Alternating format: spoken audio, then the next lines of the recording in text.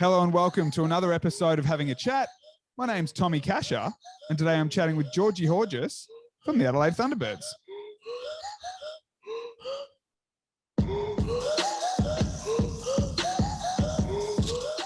Georgie Horjus, mate, the best goal attack in Suncorp Super Netball this week. How's that sitting with you? I'm not sure about that, but it was good to get the win on the weekend, and very exciting. Mate, Nissan Net Point superstar from your game on the weekend. Do you look at that, or did the girls mention that at training when they released the Nissan Net Points Team of the Week and the fact that you were picked in the goal attack position? So obviously you're trying to stay humble, but technically you were the best goal attack statistically in the league this weekend. Well, I guess we don't really sort of talk about it too much. I guess the girls said congrats and stuff like that, but we sort of don't go off that. We sort of just, I guess because it's such a team sport, we don't really focus on those too much. But the girls did congratulate me about that. So let's talk about the team performance then. First win of the season on the weekend against the Vixens. The obvious question, how good was it to get that first win? Yeah, it was so good. We've been so close each week. We've had really good quarters.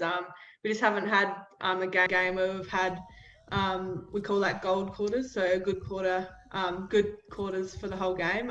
So it was really good just to get over the line. And I think in that last quarter we just powered on and really took the lead, I guess. Yeah. So what did you learn from your game against the Lightning last weekend? Because it was kind of similar in the sense that you were kind of neck and neck there towards the end, and then the Lightning sort of just pipped you right at the end. So what did you take any learnings out of that game last week to take into the Vixens game this week? I guess that it's probably not going to always be pretty netball. You sort of have to grind some quarters out. You're not just going to get bang, bang, bang into goal shooter. So I think we just went out at training. We just knew that we'd have to grind it out and just get every centre pass, as many as possible. So I think we were just more patient with the ball, and we weren't just looking for the specky plays all the time, I guess, yeah. Do you think it was your best team performance of the year? Because obviously, like you said, you have had great quarters throughout the season. For example, the first quarter against the Fever a couple of weeks ago when you actually, 21-12 or 21-13 up or something. So do you think the weekend was actually your most complete performance, or was it just one that you, I guess, got away with? I think we still have a lot of things to improve on. We probably didn't start the game the best. I think we just came out in the last quarter and just, I guess, played better netball. So I think we have a lot more to improve on still. And just to get all those 4 quarters, winning all 4 quarters, or 3 even, would be ideal, yeah. So you've been at the Thunderbirds this is your second season now. So how does the team gel? Because obviously over the past couple of seasons, there's been a few changes. Have you girls now found that you're sort of starting to gel together after a couple of seasons together?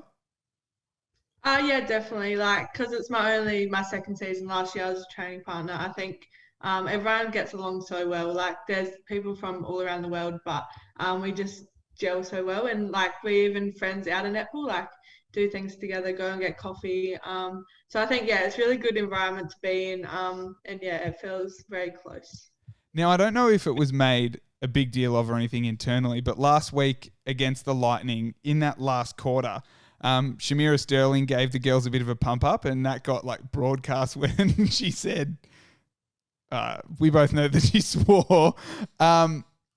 Now, is Shamira known for being quite intense and like that generally on game day? Is she the one sort of pumping everyone up?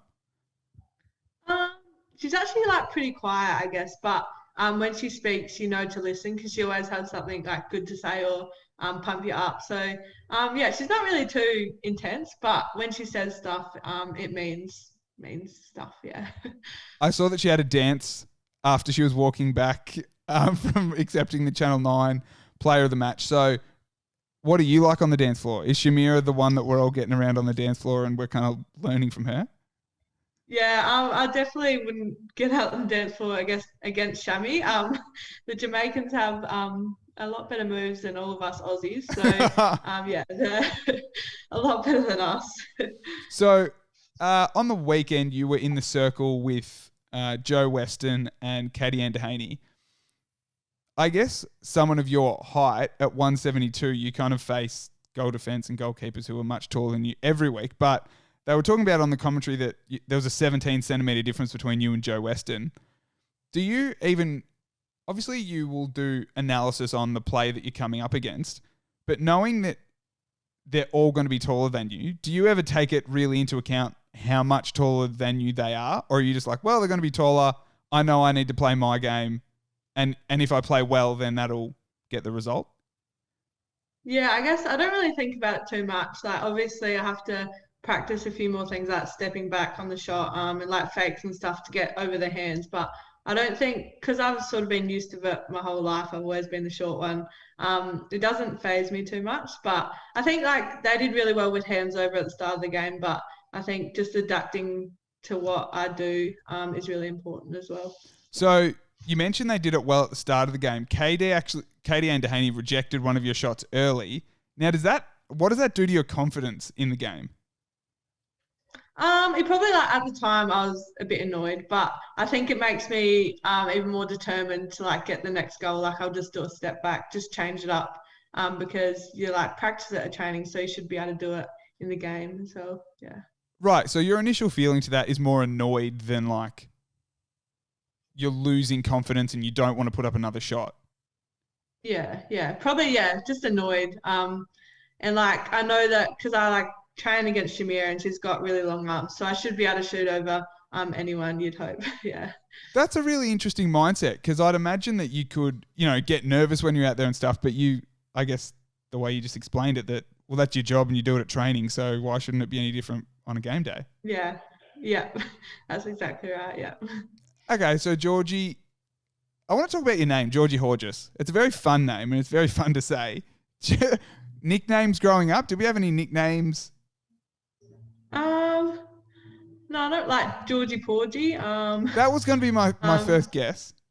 Yeah, well, like Gorgeous Horjus, that's what I get. Or, yeah, not really anything too much. Yeah, right. Kath Cox used that in commentary last year, didn't she? Gorgeous Horjus. That's fun. Yeah.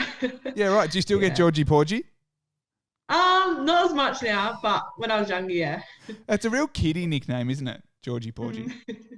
Yeah. Shit chat. How good is it? Mate, Maisie Nankivell, something I've noticed is that she swaps her headbands around. She goes like one week it'll be like the really thin like shoelace one, and then the next week it's a really fat, thick one. Do you know why she's changing? No, I actually didn't even notice. Like I knew she wore a headband, but yeah, I don't know. I'll ask her about that. Can you please ask her? Yeah, and I want to see if one week she can rock like a pink one, because obviously that would go with your dress. Yeah. And I wonder. So more on you though, Georgie. So Kangaroo Island, what was it like growing up out there? For those who don't know where Kangaroo Island is or what it is, can you just tell us a bit about it? Yeah, so it's like about 4 hour drive from Adelaide. So I'd like travel up for state trainings and stuff like that. I'd travel 4 hours on the weekend and then go back. And then I moved like up to Adelaide in year 11 for school and like for netball, obviously. But yeah, playing netball over there was like, I really enjoyed it because country netball is so much fun. You just like go with the footy. You stay around all day, like you coach, you umpire. So like community is really good over there. But then moving to Adelaide is sort of what I had to do to be able to play higher level netball. So yeah, I was really lucky that mum came up to Adelaide with me. And then, yeah, so she's just moved back and now I'm living with some mates in Adelaide, which is, yeah, lots of fun. So you mentioned it's a 4-hour drive. This might be a stupid question, but is it an actual island? Like, is there just a bridge that goes over to Adelaide, or how does that work? Yeah, so there's a boat as well. So you like drive about 3 hours and then, yeah, an hour on the boat, which it can get pretty rough. So, yeah. Yeah, okay. So, wow, that would have been huge. So you moved in year 11, did you say, to Adelaide? Yeah. So is that the point where netball like you'd been in the pathways, you'd played state champs, and you'd kind of had conversations with people going, all right, I need to, be in the thick of Adelaide to be able to make it to the next level? Yeah, pretty much. Like that's sort of when I started. Like I played for Contacts, Premier League, and then the year after that, that's when I sort of started training with the Thunderbirds, just as like a pathway athlete. So yeah, if I stayed on KI, I wouldn't have been able to do anything like I've done. Yeah, so very lucky. How huge is that though, that your mum made the move with you to to Adelaide from Kangaroo Island, and your dad stayed on Kangaroo Island? Yeah, so I was very lucky. He was batching over there, so on his own most of the time. And mum came up, which was really like selfless of them to do that, because I'm not a very confident person, so they just wanted to come up and help me out, I guess. So yeah, I was very lucky for that. And I also needed like driving around everywhere, so I didn't have my license. So that helped a lot as well. Yeah. Mate, have you started to get more confident with, the netball you're doing and the great things you're doing at the moment? Has that helped your confidence? Yeah, definitely. Like I'm a lot more confident. And even like doing these like interviews, I get really nervous, but I do love doing it. It's just lots of fun. Mate, I hope this isn't too nerve-wracking for you. We're just talking a bit of shit. I don't want you to be too worried. So, hey, you're living with mates now in Adelaide? Yeah. So, how are you finding settling in? Obviously you were a training partner last year. How did you go in the hub last season? Yeah, I really enjoyed it. Like I sort of hadn't lived out of home, so that was a new experience for me. But I love like the weather. Being in the sunny coast was so nice. I always love the sunny weather. So, was last year your first year out of school? Yeah, it was. Yeah. Now, when you left Kangaroo Island and you went to South Australia in year 11, would you have imagined that the first year out of school, you were obviously training partner, but then the hub happened, then you became one of the 12, and now first year it could really happen, you've kind of got that contract? What does that mean to you? Yeah, it means a lot. Like I didn't expect anything to happen so quick. And even like last year being a training partner, I didn't even expect anything to happen. And COVID probably helped me in that sense. Like I wouldn't have probably got to go in the 10. So that was lucky for me. And yeah, I just love it. So yeah, very thankful. What are your thoughts on, how there's been a bit of talk around the teams going to 12-player squads instead of 10? What are your thoughts on that? Would you like to see it go to 12? Yeah, I think it'd be good like to get the younger people, because I know like our training partners, they could definitely be in the 10. But I think having that A&L competition underneath that they don't have this year, I think that would have helped as well, because then they have somewhere to go, where now if you don't get to play on the weekend, you don't get to play any netball at all, which is kind of annoying. But I think it'd be good for the younger ones coming up as well. Do any of your training partners, do they go back and play Premier League in South Australia if they don't? Yeah, they do. Yeah. Yeah, okay, cool. Well, mate, Georgie, that's all I got for you.